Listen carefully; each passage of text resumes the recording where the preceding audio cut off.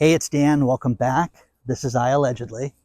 And I've got a good one for you today because dozens and dozens of banks are going to close. And is yours next? Are you on the list? Hundreds of banks are going to close, actually. So, a lot to cover today. Please, as always, hit the like button on these videos. Share it with your friends. Subscribe to my channel. Also, don't forget to join our email list. It's the first link below. And at the end of the month, we're going to have an email sent out and announce our holiday giveaway, which you do not want to miss. Now, let's get right into it.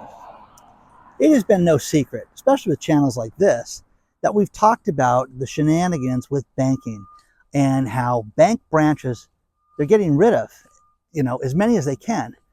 There was a report filed about the consolidation of bank branches. I want to get the name of this thing right because it was just unbelievable. But it was a PDF talking about how, hey, expect your bank to be gone.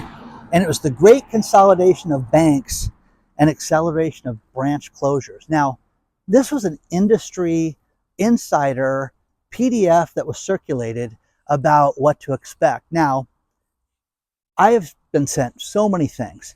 There is a list of Bank of America branches. There is a list of Chase branches. There's a list of Wells Fargo branches, plus smaller independent branches. And you can look at the links below to find those. But what's concerning about this is that they're getting rid of normal service. They're getting rid of our ways of getting cash, making deposits, and having service. There is a bank in Arizona right now that is basically employee free. And you walk in there and there is basically 2 small rooms, a phone, and you can sit there and you can, talk to somebody at the bank. It's basically like online banking, but you're sitting inside their branch. What does this do for people? Seriously. Because when you go into the bank, if you need a cashier's check or you need to get some cash, you're going to go buy something. You're going to take Dan's advice and have cash to buy that car, or you're going to go buy precious metals from the pawn shop. Okay? Well, how much can you get out of the ATM? Oh, my ATM limit, Dan, is $500. Okay. Well, maybe you want to buy $3,000 worth of gold or silver or coins or whatever. Okay. The point is that you have to have the ability to have service right now. And man, oh man, it's disturbing how they're getting rid of these right before our eyes, and we're not supposed to think about this. Now, the one thing that I hate is when we're told how great something is when we know it's not. Now, the inflationary numbers, okay, you guys can do whatever you want with those. We all know that things are through the roof right now. When you see food's gone up 25%, insurance has gone up 22%, fuel's gone up 20%, these are numbers you can't ignore. But you know what? Gas went down 12 cents last week. Who cares? In the last 3 years, things have gone through the roof. And we were just told that consumer sentiment is fantastic. You guys feel good about everything. Do you really? Do you really? Everybody I've talked to with the holidays right now, every single person, not one of them, and I'm talking from my friends that live at somebody's house to rich people, have said that they're spending less this holiday season, regardless of their religious beliefs, regardless of what city they're in. It's going to be a lighter year. Yeah, you know what? We're just going to have a lot less this year. Okay? And these are people, some of them that can totally afford to do whatever they want, and they're cutting back. So with these bank branch closures, you're going to see this effect. And I've told you guys this time and again, you're going to see this affect the poorest people, and you're going to see it affect the elderly. The poorest and the elderly get affected when you have branch closures like this. It's terrible because, people can't travel far. You have to have the ability to get cash. So many people get their Social Security check or their government check and they cash it. And it's sad that they can't they have to go to a check cashing service and then pay a fee. And it's awful. It's absolutely awful if the bank is not convenient for them. But if you don't think that these banks know what's going on and that this is all the big master plan, you are kidding yourself. Because think about this. I have a brother that went and shipped something via FedEx at the main terminal here in Southern California, which is in San Bernardino, and it was dead. Absolutely no one there. He was the only one there at the main terminal to drop anything off to ship. And said, is it always like this? No, just incredibly slow. We're not open 24 hours. We're open basically a normal 8 to 5 shift. Okay? Think about this, guys. It's the holiday season. It's you know, TVs and big purchases and things like that going through the main hub that used to be, what was that? Norton Air Force Base, whatever that was out there in San Bernardino, California. Okay? If I'm getting it wrong, I'm getting it wrong. But you know what I mean? That was purchased by FedEx, and that's what they use now. They probably bought it for $1, and nobody's using it. Okay? There is a freight recession, which should disturb you, but where this recession goes to is the United States Postal Service as well. The Postal Service right now did not do their normal yearly hiring that they normally do. Okay? They hired a lot less people, and they want you to understand. There's a great story below about this, about the risks. Please understand the risks that you have to look at with having less employees. Well, what risk do I have with you delivering me my mail? And I was talking to a buddy the other night at dinner. Remember when mail was everything? I mean, you didn't get email. We didn't have any such thing in the early 2000s. You know, we really relied on our mail. And it was so important, and you would look forward to those Christmas cards, and you would look forward to birthday cards and things like that, and having things shipped to us. And now it's just a broken part of our business, broken part of our lives right now. But so much so that people are not sending things. And the United States Postal Service is letting you know that things are going to be delayed. The numbers, how about this? Have you ever heard of this? Because I've never heard of this. They may revise the delivery dates for packages and for online purchases to make sure you get them before Christmas. I have never in my life heard of that. But everything's great. Remember, consumer sentiment, you're happier than ever right now with everything that's going on. Who believes that? Who believes that? So, again, you've got to take matters into your own hands, get your own finances in order. I want to talk about something that I want to relate to, because this something personal happened to me that really broke my heart today. And, you know, Charlie Munger died yesterday, okay? And he was Warren Buffett's partner. And I've given this guy a hard time for years, okay? And he died at a hospital peacefully at 99 years old. But there's a lesson to be learned with Charlie Munger. Yeah, he had billions of dollars. It's not the lesson. The lesson is that this guy had a purpose in his life. And the purpose was that he lived his fullest life. Now, he looked sickly in the last 6 months. He did not look like the Charlie Munger of even 2 years ago, okay? So that's very sad. It's very sad to see a guy like this go. And, you know, you hope that you're the third distant cousin and that you're going to get $1 million or something from this guy. So anyways, but most of us are not. So with that being said, it's very sad for Charlie Munger and his family, which relates to a man that I knew that ate every other day at a restaurant in Huntington Beach. His name was Bob. Bob was a retired attorney who retired, I think, 27 years ago. Bob was 97 years old. Bob just passed away last week, which was shocking to me that Bob passed away, because I see this guy all the time at this restaurant, and Bob drove himself. Bob was a retired attorney. My late girlfriend had his 95th birthday party for him. Now, again, a purpose-filled life. Getting up, driving yourself, going to eat at the restaurant, seeing everybody. That's what you need to be doing. And again, Bob was not wealthy, but Bob had everything. And again, he was in California. When you become a member of the state bar, they give you a bar number. The higher your bar number, the newer an attorney you are. We used to joke that Bob's bar number was 6, because he was so, you know, he was so old, and he was such a, you know, such an old-time attorney, but just an incredibly nice man. Bob lived on his own, and Bob asked his friend Mark 2 weeks ago, hey, listen, I think my blinker's out in my car. You got to fix that for me, man. I don't want to get pulled over and have them take away my license. The guy's 97 years old, was worried about that. Bob got up, took his own trash out, and fell taking out his own trash, and couldn't get himself up and stayed there through the night, okay, which is awful. His neighbors find him and say, well, let's call an ambulance. No, get me inside. They call him an ambulance and immediately take him to a rest home, and he died just a few days later. And that was tragic. But again, his life being cut short was awful. And at 97, yes, it was cut short because the guy lived and did exactly what he wanted to do. But lessons to be learned by Charlie Munger and lessons to be learned by Bob, because you have to do what you have to do to get by. My girlfriend, my late girlfriend, had stage 4 cancer for 7.5 years and worked every chance she could. Taught students, did everything she could to help them get through the bar exam. That's what she did.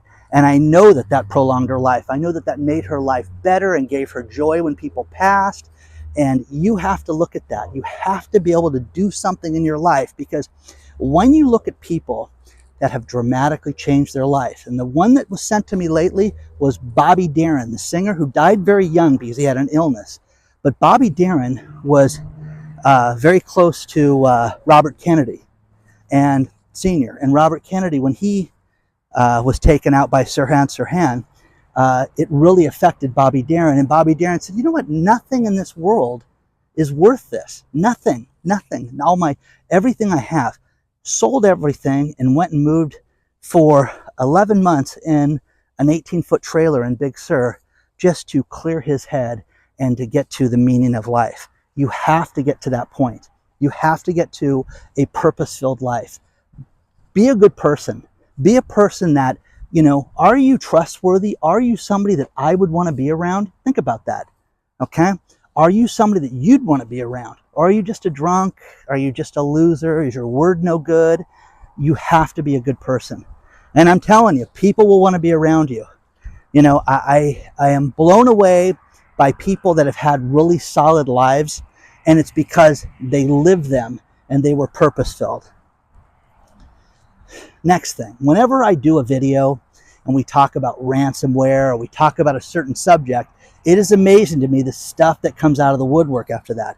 Right now, there are 6 hospitals in the country that are under ransomware attacks since yesterday's news.